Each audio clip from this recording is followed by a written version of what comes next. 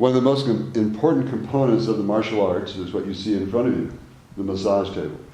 If you can't fix your training partner, that means two of you are not training if one of you is injured.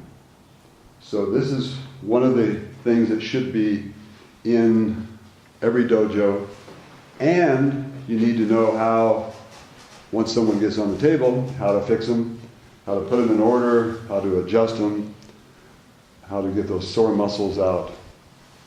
Seifu Kajitsu massage.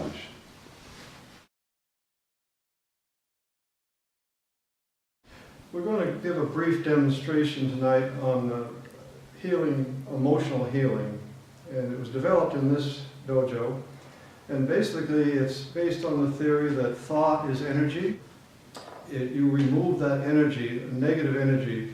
We've used it on several traumas. We've used it on several PTSD cases, one very successfully. We've done it on people that had fear of needles, fear of their own blood, fear of spiders, fear of heights.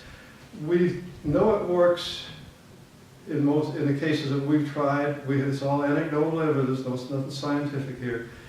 The important thing to think about is once they have that negative thought in their mind, you have about 10 seconds to do your manipulation. Any more than that, the mind may begin to wander. I must get that energy to dissipate. However, if you have changed from the negative thought that's in your mind, the patient, to something positive, once you do the exploding hand thing, that energy dissipates too. But we're going to talk with Mara, and she had a traumatic experience in her youth. And when she gets that firmly in her mind, we're going to demonstrate this. You can back up just a little bit. There's three motions you can use. Explode outward. You can explode off the top of the head, or front to back. And the neat thing about it is, you can do two of those movements yourself, in your own living room, in your own chair. You just explode the hands outward. You can do this. The most common one is this one because it's easy to do.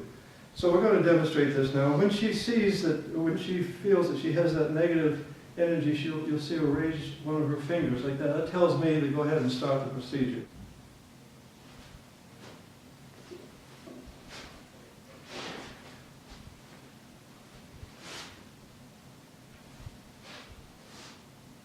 Thanks, Pete. One thing we want you to do is try it yourself.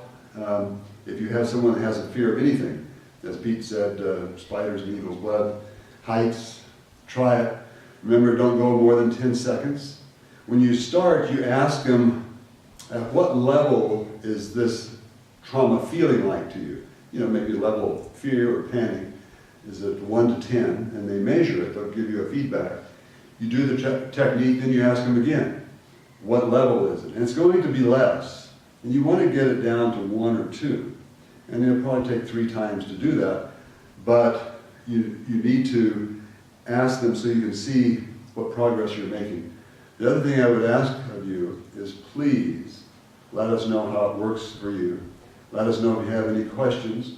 And I'll be posting down here contact information for Pete Boy and myself. So you can get a hold of us, call or email us, and give us that feedback, which I think is really really important. And the most important thing is pass it on. If it works for you, teach someone else. Pass it on. Thanks.